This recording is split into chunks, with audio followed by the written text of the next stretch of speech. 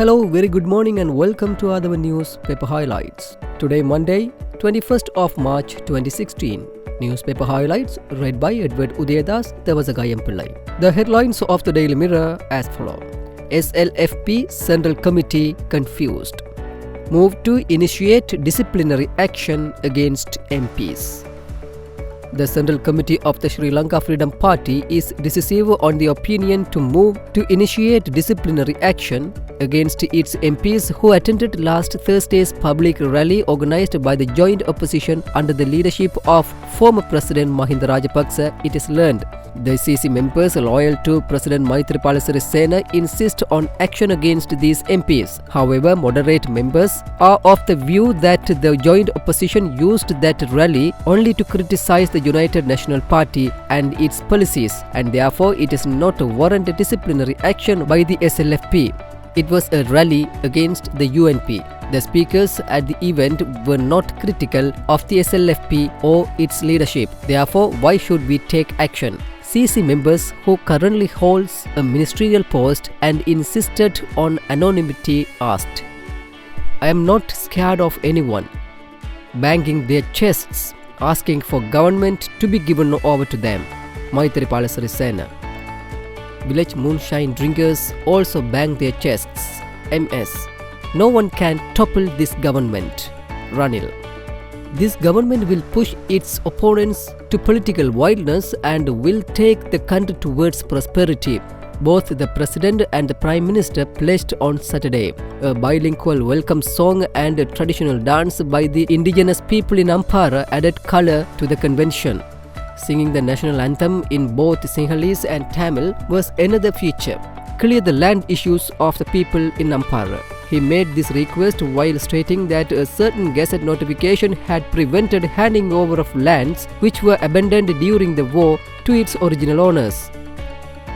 He pledged that his party will remain with the government till it serves its full term. He said Muslims of this country had enjoyed peace under this regime. Muslims are peace-loving people who practice tolerance through some misinterpret the Islamic region. Field Marshal Sarath Fonseca in his speech pledged that dictators who ruled this country in the past will never get another chance. No one will be able to topple this government permanently. The Premier said the government is faced with the task of paying the loans taken by the previous government which had spent those funds to construct presidential places. He said the government wanted to hand over these to investors to convert them into hotels, but no one was interested in buying them. 2015 oil results released. Columbus schools excel. Of the 536,152 candidates who sat for the GCE Ordinary Level Examination held in December 2015, Sat Sarani Hettiarachchi from Visakha Vidyalaya, Colombo has received first place. Secondly, let's move to Daily News. Mittal likely to clinch deal for 65,000 houses. Government slams local contractors with hidden political motives. President Swaminathan observe quality of houses. The government is likely to award the contract relating to the construction of 65,000 houses for war-affected families in the north and east to ArcelorMittal, an international company run by Indian steel magnate Lakshmi Mittal, despite attempts by some local contractors to secure a stake in the deal. Amidst growing speculations about the future of the project, President Maithripala Sirisena along with Resettlement Minister D.M. Swaminathan visited the area last week and observed some sample houses to get a first-hand understanding of the quality of the houses offered to the IDPs, authoritative government sources told the Daily News. India-Sri Lanka ETCA to benefit all, Indian envoy. India has received the draft framework on the proposed economic and technology cooperation agreement with Sri Lanka, the Indian envoy said, assuring that India will ensure that the deal benefits people of both countries. Last week, we have received the draft of the agreement prepared by Sri Lanka. India is currently studying it and a response will be sent.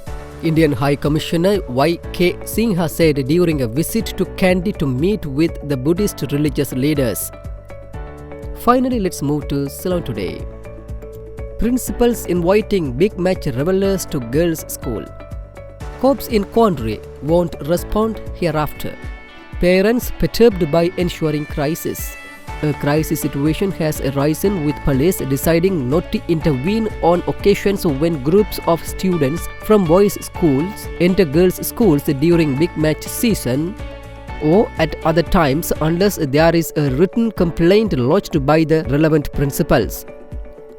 On certain days, some principals and security guards of girls' schools call the police emergency number and complain, and the police officers come immediately and take into custody students who enter school premises by force. Then the heads of the relevant schools call back and request the police to release the boys in custody, and as a result, a senior official of police headquarters said that such complaints have to be considered twice before any action is taken. Current heat wave to abate by April.